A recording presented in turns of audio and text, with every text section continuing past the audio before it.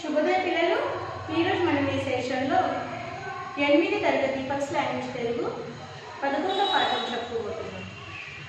మీరు మీ Telugu 8th class Telugu first language textbook page number 108 open చేయండి. సరేనా? మీ స్టడీ మెటీరియల్ మీ క్లాస్ బుక్ మీ పక్కనే పెట్టుకోండి. ఓకేనా? సో చూడండి, ఈ 11వ పాఠం పేరు వచ్చేసి 11వ పాఠం 11th లెసన్ కాపు బిడ్డ. పాఠం పేరు వచ్చేసి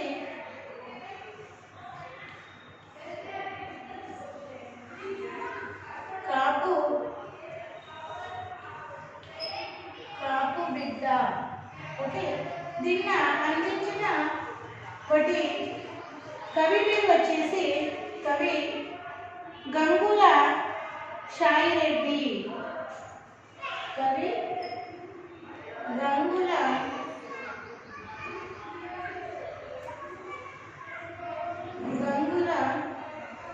సాయిరెడ్డి.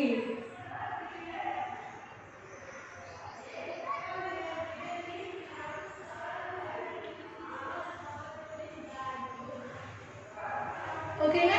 సో మీ textbook page number 108 open చేయండి. చూడండి, పాఠం పేరు ఏమైనా కాపు బిడ్డ.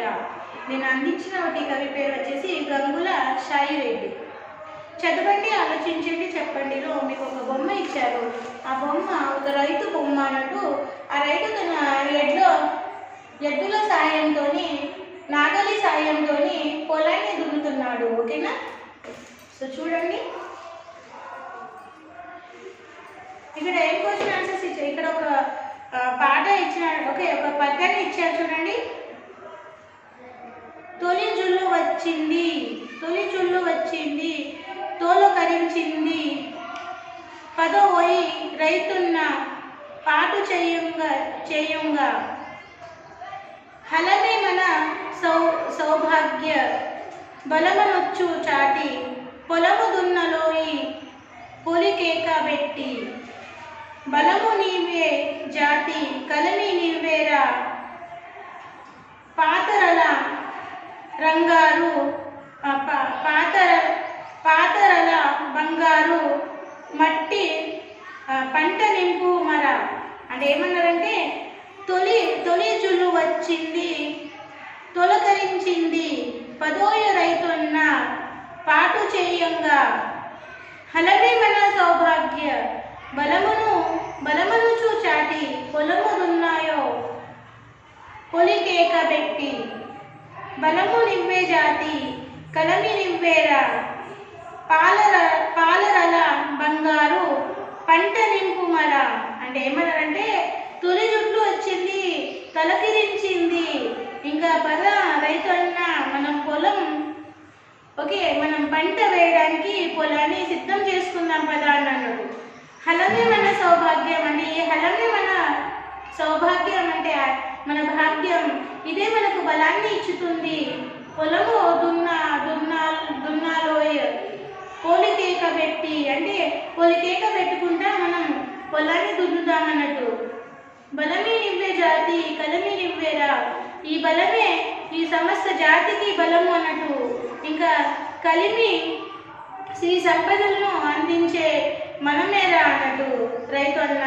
ఓకే, పారతర బంగారు పంట నింపు మర. అంటే బంగారు వంటి పంటని మనం నింపుతాం పదా అని ఇక్కడ అనడం జరిగింది అన్నట్టు. ఓకేనా? సో ఒకసారి చూడండి, తొలి వాన కురిచే, ఓకే, తొలి వాన కురిచే కాలాన్ని ఏమంటారు? ఇక్కడ క్వశ్చన్ అడిగారు. ఈ గేయం ఎవరి గురించి చెబుతుంది? రెండో క్వశ్చన్ ఉన్నది. మూడో క్వశ్చన్ వచ్చేసి గేయానికి బొమ్మకి మధ్య గల సంబంధం ఏమిటి? ఇంకా ఫోర్త్ క్వశ్చన్ వచ్చేసి బంగారు పంటలను పండించే రైతుల గురించి మీకేం తెలుసా అని ఇక్కడ అడగడం జరిగింది. ఓకేనా? సో ఒకసారి మీరు మీ study material page number 269 open చేయండి. సో మనం అక్కడ ఉన్న క్వశ్చన్ ఆన్సర్స్ గురించి మాట్లాడుకుందాం.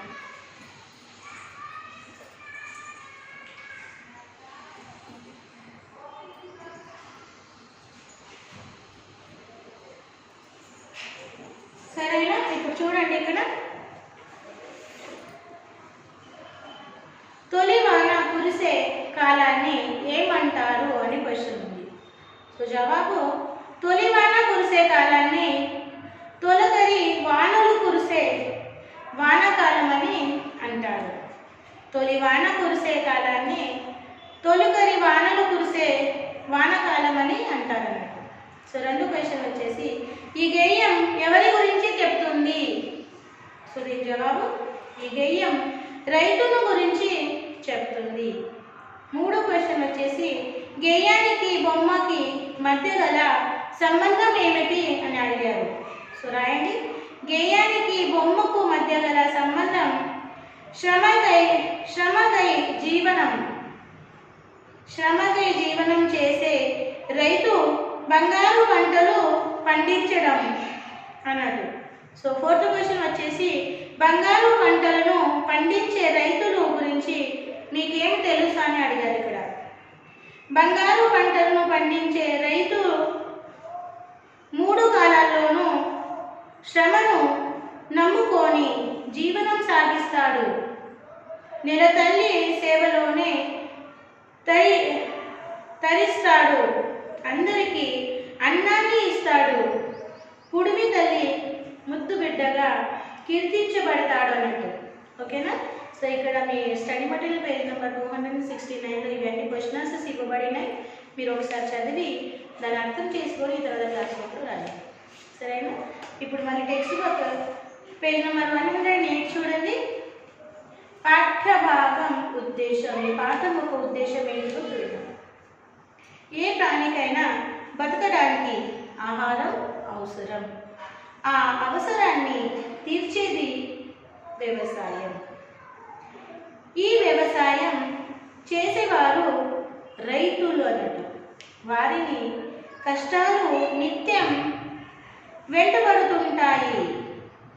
ఎడారిలోని 3 కాలాల్లో ఎప్పటి పనులు అప్పుడే కాంచుకొని ఉండి రైతులను తీరికగా ఉండనివ్వవు. ఆరుగాలం కష్టించి పనిచేసిన హాయిగా బతకలేదు. దినదిన గండం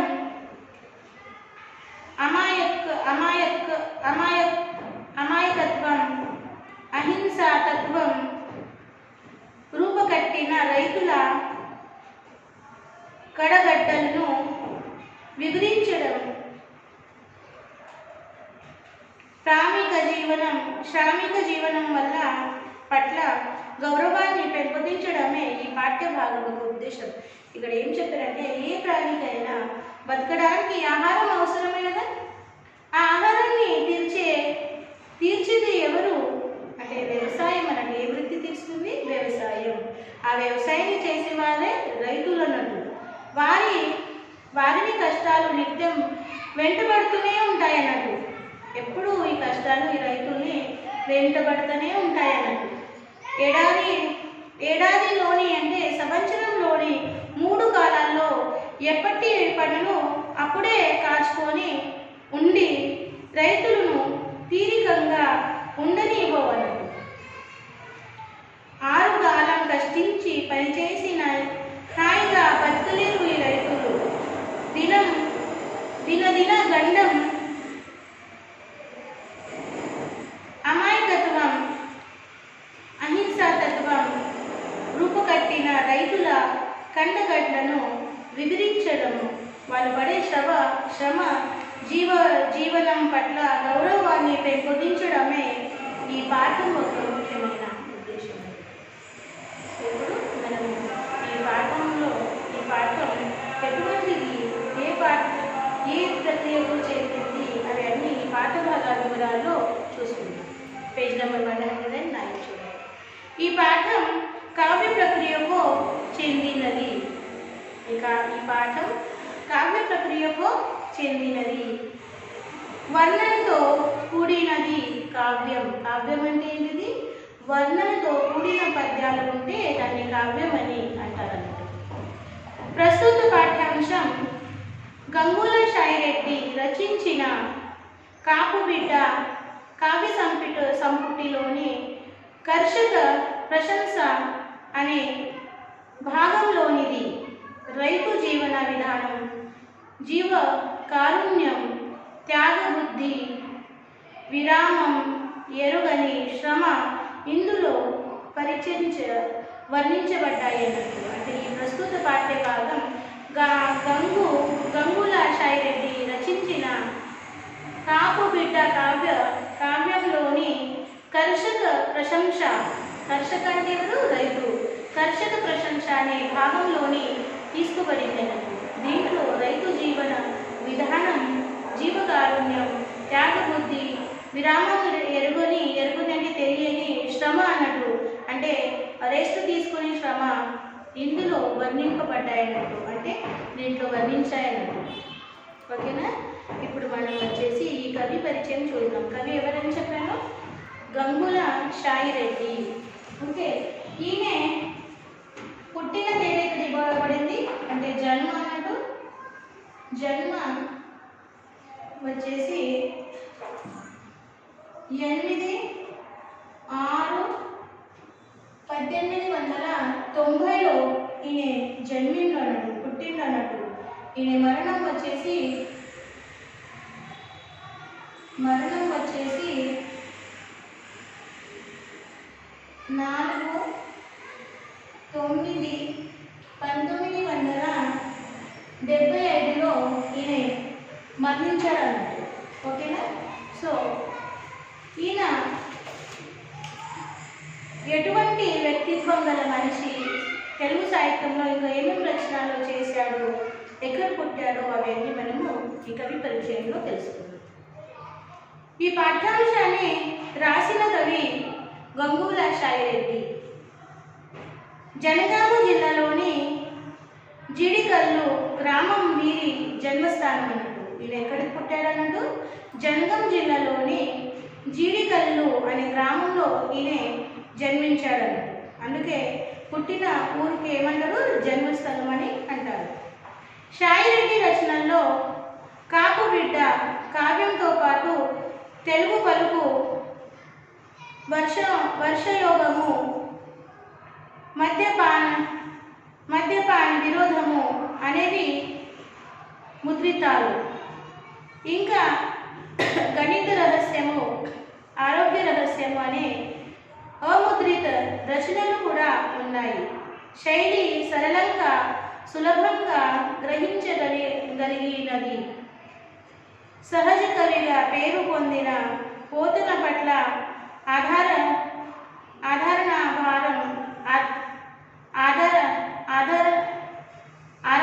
భావం గల షాయిరెడ్డి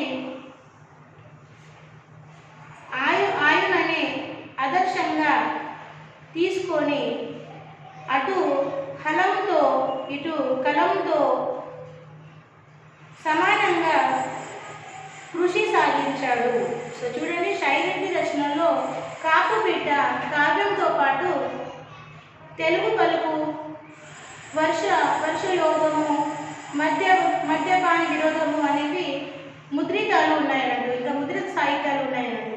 ఇంకా గణిత రహస్యము, ఆరోగ్య రహస్యం అనే అముద్రిత అంటే ఇంకా ప్రింట్ అవ్వకుండా ఉన్న అముద్రిత అంటే ప్రింట్ చేయబడలేదు అన్నట్టు. ఓకే, అలాంటి ప్రింట్ కాకుండా అముద్రిత రచనలు కూడా చాలా ఉన్నాయన్నట్టు. శైలి ఎలా ఉంటుందంటే ఇవి గంగుల షాయిరెడ్డిది రాసే శైలి అనేది, భాష అనేది ఎలా ఉంటుందంటే చాలా సరళంగా ఉంటుంది, సులభంగా అంటే ఈజీగా ఉంటుంది. ఓకే, ఇంకా అది తొందర మనకు అర్థమవుతుందంటే గ్రహించగలిగినది అంటే సులభంగా గ్రహించగలిగింది అంటే ఈజీగా మనకు అర్థమవుతుంది అన్నట్టు. మనం ఈజీగా దాన్ని తెలుసుకోగలుగుతాం అన్నట్టు. సహజ కవిగా పేరు పొందిన పోతన పట్ల ఆయనకి ఆరాధన భావం చాలా ఉండేది అన్నట్టు. ఆయనకి ఆదర్శంగా తీసుకొని అటు హలంతో ఇటు కలంతో సమానంగా కృషి సాగించాడు అన్నట్టు. ఓకేనా? సో ఒకసారి మీరు ఇక్కడ ఒక భాగం సైలెంట్ రీడింగ్ చేయండి, తర్వాత మనం ముందు భాగం చెప్తాం.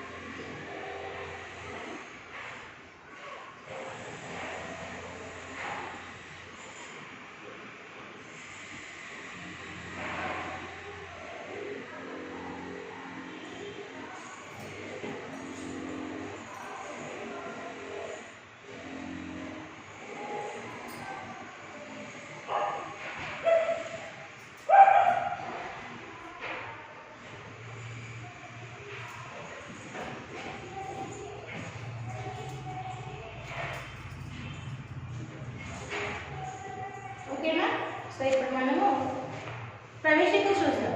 ఓకే, భారతదేశం పూర్వం నుండి వ్యవసాయ ప్రధాన దేశం అన్నట్టు. భారతదేశం పూర్వం నుండి వ్యవసాయం ప్రధాన దేశం అన్నట్టు. గ్రామాలు పూర్వం కన్నా నేడు ఎంతో కొంత ఆధునికమైనవి అయినాక గ్రామాల్లో వ్యవసాయమే ప్రధాన వృత్తిగా కొనసాగుతున్నది. స్వయంగా హలికుల బాధలను ఏకరూప పెడితే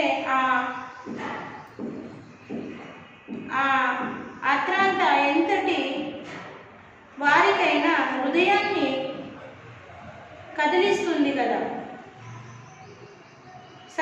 సత్కవులు హలికులైన నేమి అని చెప్పిన పోతన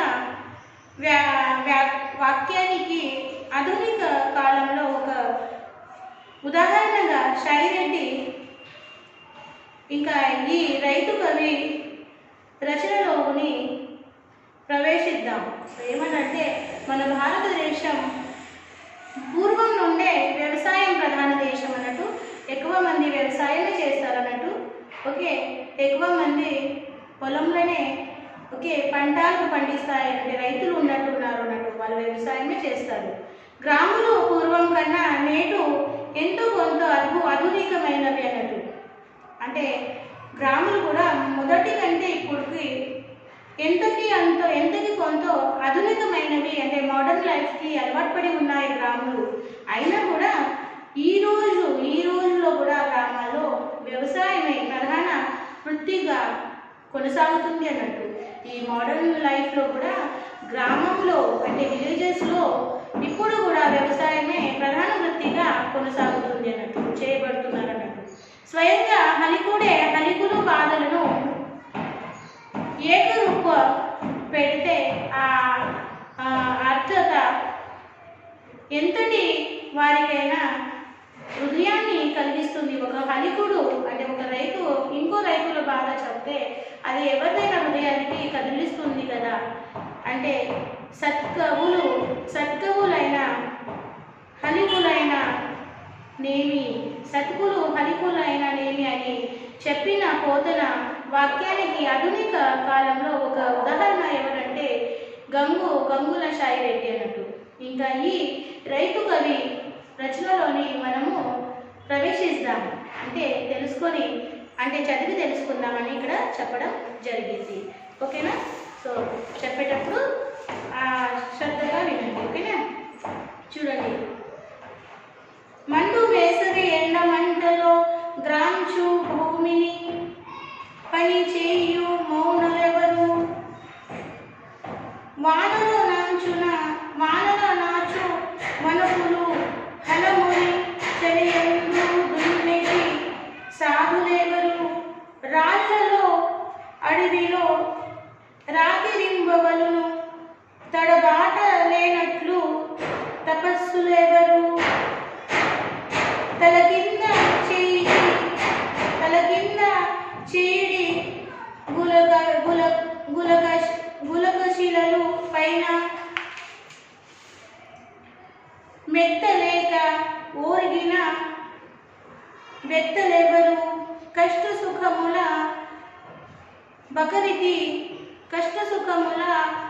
ఒక రీతి గడుపు వారు శత్రుమిత్రుల సమముగా సైచువారు సైనికుల దప్ప అంతటి శాంతులెవరు,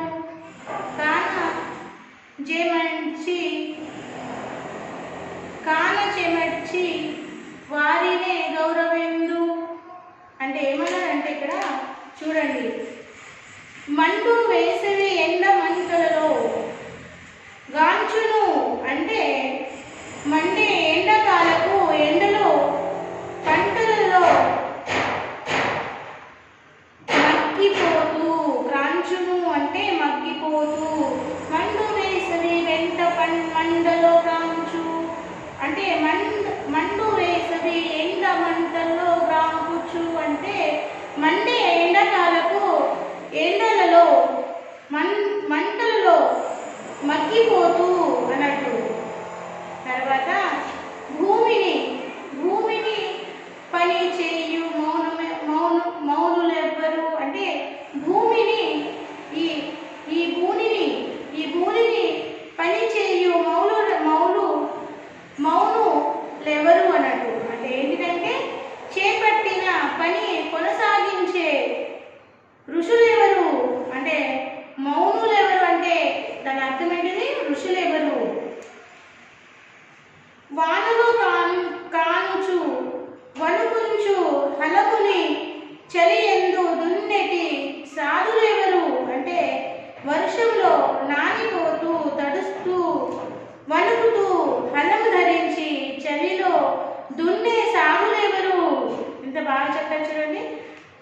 మండు వేసవి ఎండమంటలో బ్రాంకుంచు భూని పని చేయు మౌలెవ్వరు వానలో కానుచు వణుకుతూ హలముని చలియందు దున్నెడి సాగులెవరు.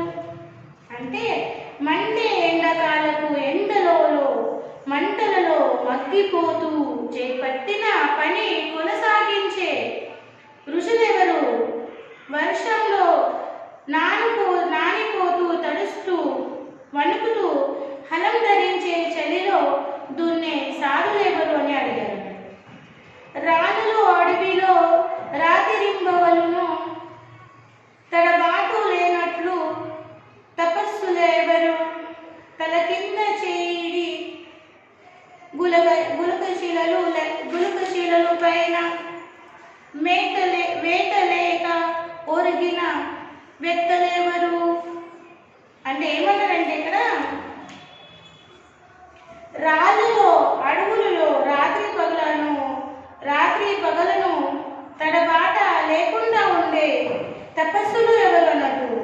తల క్రింద చేయిని పెట్టుకొని గులకరాతి నేల పైననే వేటలేక విశ్రమించే ఆ విఘ్నులెవరు అన్నట్టు. వ్యక్తులెవరంటే ఆ విఘ్నులెవరు. కష్టము సుఖమున ఓకరీతి గడుపు వారు శత్రుమిత్రుల సమముగా సైచువారు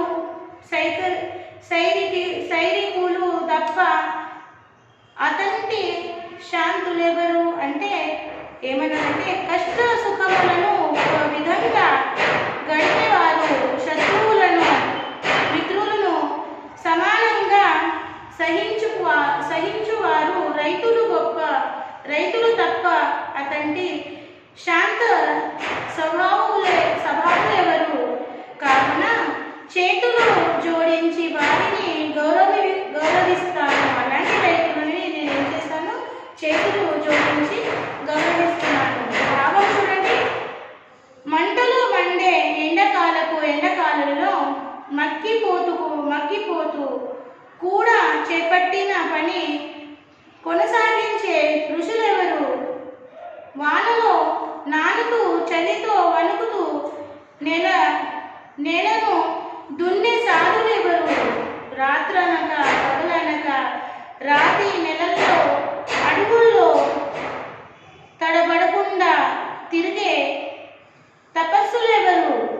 ఎన్నో బాధలున్నా లెక్క చేయక గులకరాతి నేల మీదనే తల కింద చెయ్యి పెట్టుకొని విశ్రమించే ఆ విఘ్నుల ఎవరు అన్నట్టు. కష్ట సుఖాలను ఒకే విధంగా శత్రు మిత్రులను ఒకే మాదిరిగా సహించే శాంత స్వభావులెవరు. రైతులుగాక. అందుకే చేతులు జోడించి వారి మొక్కి గౌరవిస్తాను అని ఇక్కడ అనడం జరిగింది. సో ఒకసారి నేను సైలెంట్ రీడింగ్ చేయండి, తర్వాత ముందు భాగం చెప్తాను.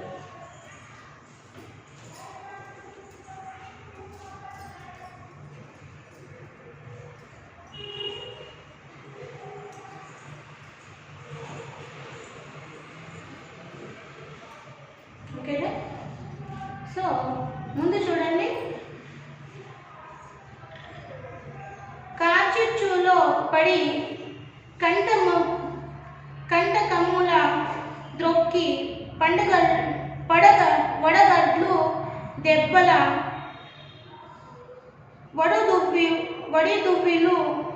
వడిదువ్వివు ఆలు పిల్లలు కూడికై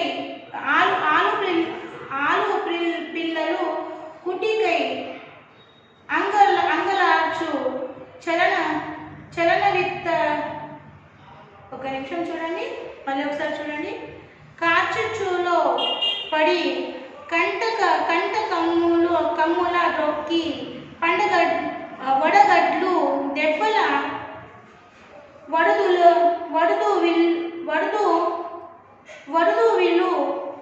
వడుదువివ్వు పెనుగాలిచే దుమ్మ కనలందు పడుచుండ ఉరుము మెరుగులలో నుందు వివ్వు మంచు పైబడుచుండ మాపు శితంబులో పచ్చిక నేలపై పండు దీవు కటిక చీకటి కప్పి ఏటు దారి కానుక ఆకలి దప్పిచే నడులు దిప్పు ఇన్ని యుడుముల గుడిచి నీ విల్లు చేర ఆలు పిల్లలు కుటికై అంగలార్చ చలనమిత్తైన లేని యో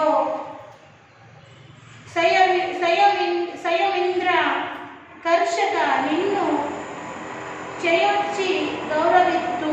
అంటే ఏమనడం జరిగిందంటే కార్చిర్చులో పడి కంట కమ్ముల ద్రొక్కి అంటే దట్టమైన మంటలలో పడి మూడ్లను త్రొక్కి వడగడ్ల దెబ్బల వడుతు వీవు అంటే వడగడ్డ వాన దెబ్బల పాలుతావు అంటే ముందు చూడండి. పెనుగాలి చే దుమ్ము కనులందు పడుచుండా అంటే పెనుగాలి వల్ల గాలి దుమ్ములు కంటులో పడుచున్న ఉరుము మెరుపులలో నుదువీవు మంచు నుదువీవు అంటే ఉరుము మెరుపులతో ఉన్న చలి చెవు నివ్వు మంచు పైబడుచున్న మాపు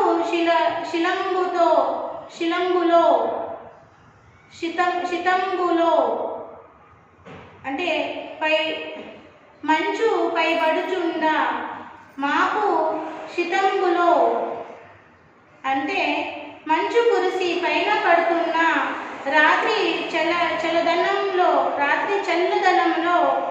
పచ్చిక నేలపై పండుదీవు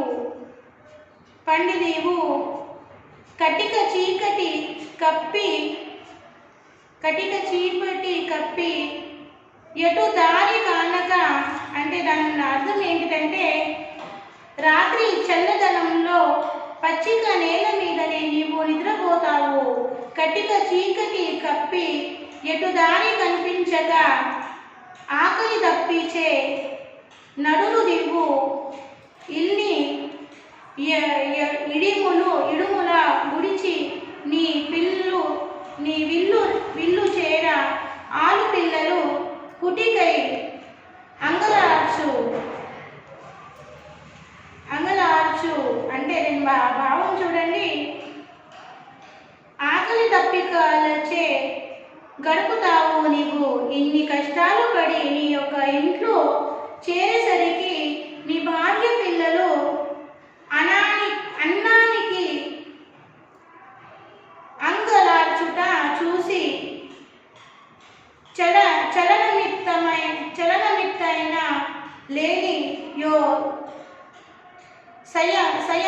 సయమింద్ర కర్షక నిన్ను చేయోడ్చి గౌరవింతు అంటే ఏమన్నారంటే కొంచెమైనా చలనము లేకుండా యతి స్వరూని వలె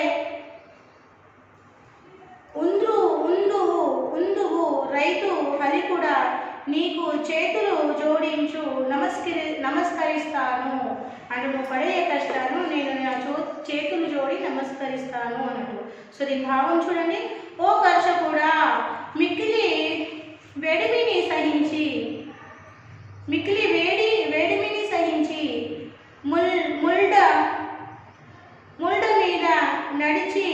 ముళ్ళ మీద నడిచి వడగట్ల వాన పాలవుతావు.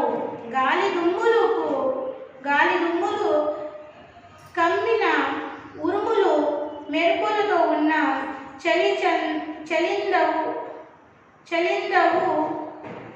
చలించవు. మంచు కురిసే రాత్రి వేళలో చలితో పచ్చిక నేల మీదనే నిద్రపోతావు. ఎటు దారి కానరాని కటిక చీకటి రాత్రులలో అప్పుడప్పుడు ఆకలి దప్పికలతోనే కాలం గడపవలసిన వస్తుంది. ఇన్ని కష్టాలను భరించి నీవు ఇంటికి చేరినప్పుడు భార్య పిల్లలు ఆకలితో అన్నానికై అంగలార్చుగా యతీశ్వరుని వలె ఏ మాత్రము చలనం లేకుండా ఉండే నీకు చేతులు జోడించి నేను నమస్కరిస్తున్నాను. చూడండి ఎంత భయంకరంగా రైతుల పరిస్థితిని కూడా వర్ణించబడింది. ఓకేనా, ఒకసారి మీరు సైలెంట్ రీడింగ్ చేయండి, తర్వాత ముందు భాగం మాట్లాడండి.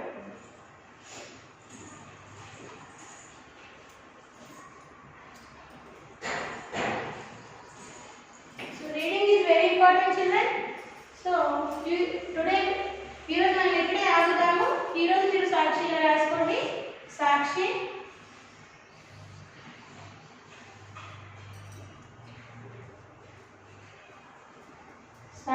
సబ్జెక్ట్ రాయండి తెలుగు.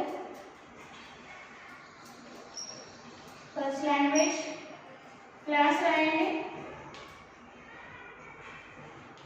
క్లాస్ వచ్చేసి 8th క్లాస్. ఇంకా హెచ్డబ్ల్యూ రాయండి. Learn and write question answers from lesson 11 textbook page number